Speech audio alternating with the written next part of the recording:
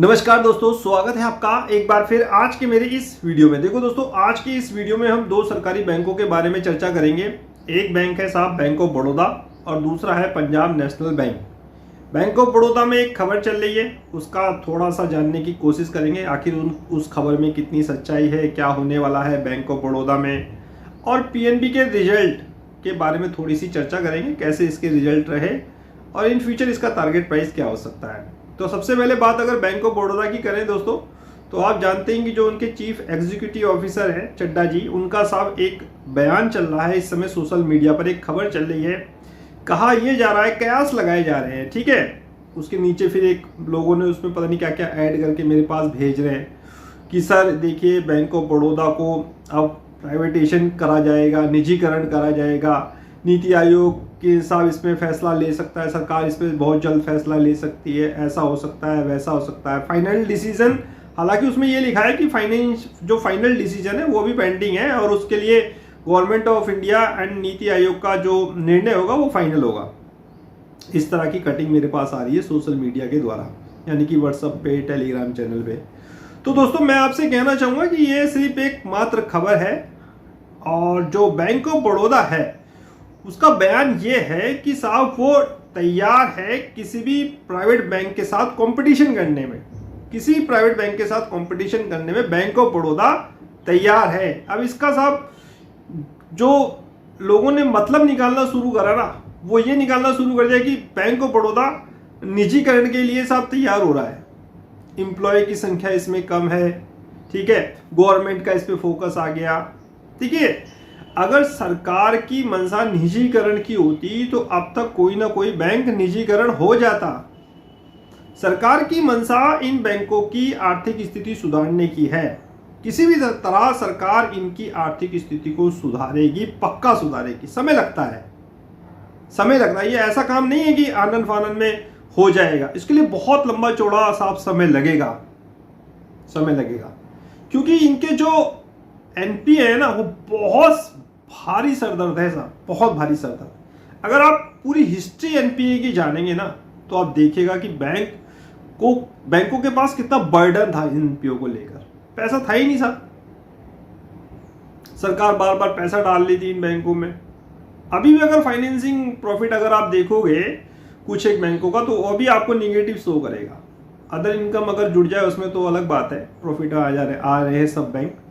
Financing profit देखिएगा, जो मैं आपको समय समय पर व्हाट्सएप और टेलीग्राम चैनल के माध्यम से बताता रहता हूं। तो दोस्तों बैंक ऑफ बड़ौदा की जो खबर चल रही है ये सिर्फ मात्र एक खबर है। बैंक ऑफ बड़ौदा में कुछ ऐसा कुछ होने वाला नहीं है। प्राइवेटेशन, निजीकरण अभी बहुत बड़ी प्रक्रिया है। कहा यह भी जा रहा है कि साहब सरकार मानसून सत्र में एक बिल लेके आ सकती है। बताइए साहब, अब मानसून सत्र आने वाला है तो मानसून सत्र भी इसमें जोड़ दिया गया है।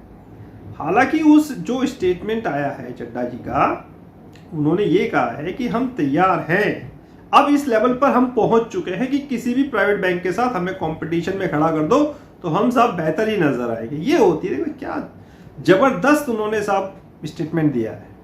अब इसमें नीचे लोगों ने जोड़ के कि ऐसा हो गया, नीति आयोग ने इसको शॉर्ट लिस्टेड कर दिया, गवर्नमेंट ऑफ इंडिया की इसमें निगाह है, एम्प्लॉय की संख्या इसमें कम है, मानसून सत्र में बिल आने वाला है। तो ये चीजें उन्होंने नहीं कही है, पूरा पढ़िएगा, आर्टिकल पूरा पढ़िए। अच्छा चलो, कहा भी मान लिया जाए 1% हम मान लेते हैं कि ऐसी चीज अगर होने वाली है, तो ये सिर्फ खबरें हैं। इन खबरों से ही बहुत कुछ सुधर जाएगा दोस्तों, बहुत कुछ सुधर जाएगा, और तक सुधरता ही आ रहा है, बहुत कुछ सुधर जाएगा साहब। खबर मात्र से central bank of India, IOB की खबरें चली, फिर अभी रिसेंटली मैंने एक वीडियो बनाई थी UCO bank, bank of Maharashtra, Punjab and Sindh bank की खबर चली। आज खबर आ गई बैंक ऑफ बड़ौदा की। तो खबरें बहुत बड़ा असर डाल रही है दोस्तों इन पे। निजीकरण की खबरें, निजीकरण की जैसी खबर आती है ना, पब्लिक का ध्यान आकर्षित, अट्रैक्शन कहां होता है, उधर की तरफ हो जाता है, तब आगे बाइंग शुरू। तो इन चीजों को आपको समझना है। सरकार की मंशा इन बैंकों को बड़ा बनाने की है, बहुत बड़ा बनाने की है, और बड़ा बनाने में समय लगेगा। और समय लगने के लिए सरकार को कुछ ना कुछ ऐसी चीज चाहिए जो इनकी साहब आर्थिक स्थिति को बल प्रदान करे, और उसमें खबर प्राइवेटेशन, निजीकरण की खबर बहुत बड़ा योगदान निभा रही है। अब इससे आप लोगों को पैनिक, घबराहट नहीं होनी है। किसी की भी कोई नौकरी पे कोई आँच आने वाली नहीं है। कई बार पिछली वीडियो में आपके लिए मैं ये शब्द दोहरा चुका हूं, आज भी कह रहा हूं, किसी को किसी प्रकार की चिंता करने की आवश्यकता नहीं है। एक सिंगल बंदे की भी नौकरी नहीं जाएगी, एक सिंगल बंदे की। अरे अब तक नहीं गई, अब क्या चली जाएगी साहब। तो इन चीज़ों को समझना है।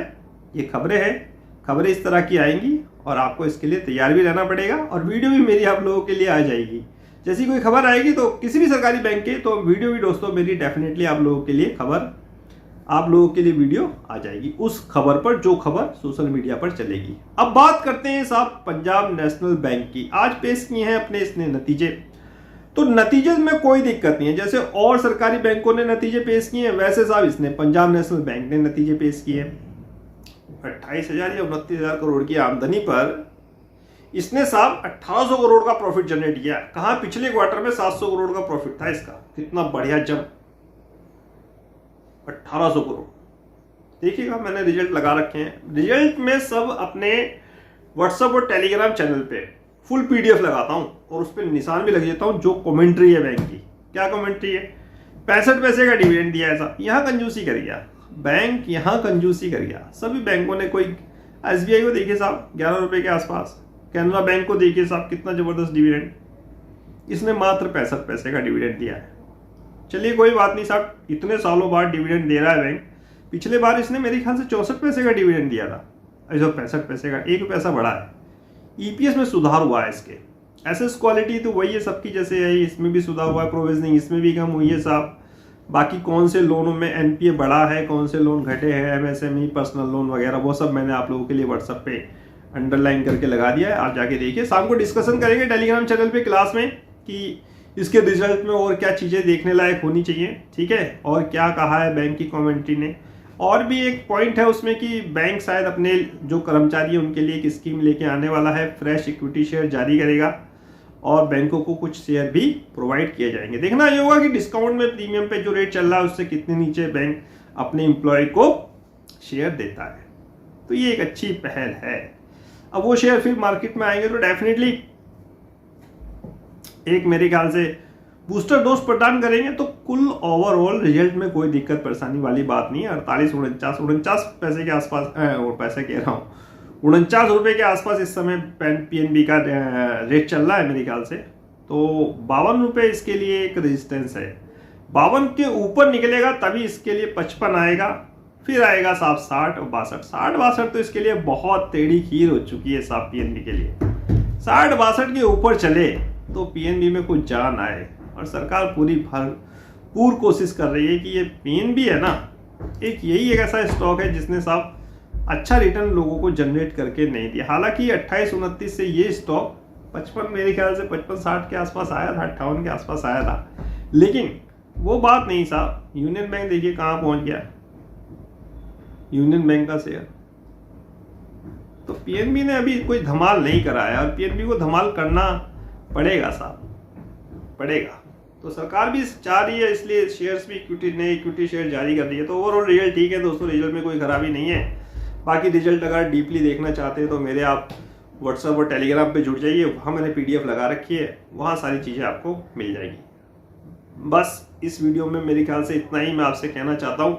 बैंक ऑफ बड़ौदा की खबर पे ध्यान देने की कोई बात नहीं है, वो खबर है और खबर साहब इस तरह की आएंगी, इन फ्यूचर भी आएंगी और इन खबरों के द्वारा बैंक की आर्थिक स्थिति सुधरेगी, डेफिनेटली सुधरेगी।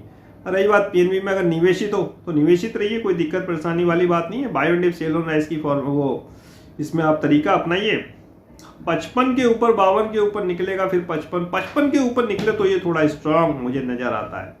फिर इसका चार्ट में हम डिस्कस करेंगे अपने टेलीग्राम चैनल पर। इसी के साथ वीडियो होता है समाप्त। नेक्स्ट वीडियो में नए अपडेट के साथ होगी मुलाकात, तब तक इंतजार। फाइनली नमस्कार।